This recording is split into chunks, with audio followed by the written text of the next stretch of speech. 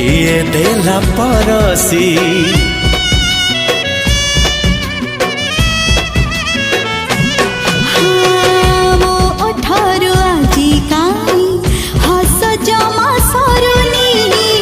तो पाखरु साथी मोर मन आउ फेरुनी साथी तोर हे गली हबार थिला साथी रे जीवी तोर लेखा रहिला लेखि देई तोर नाम छाती रे दुनिया को जाई भूली।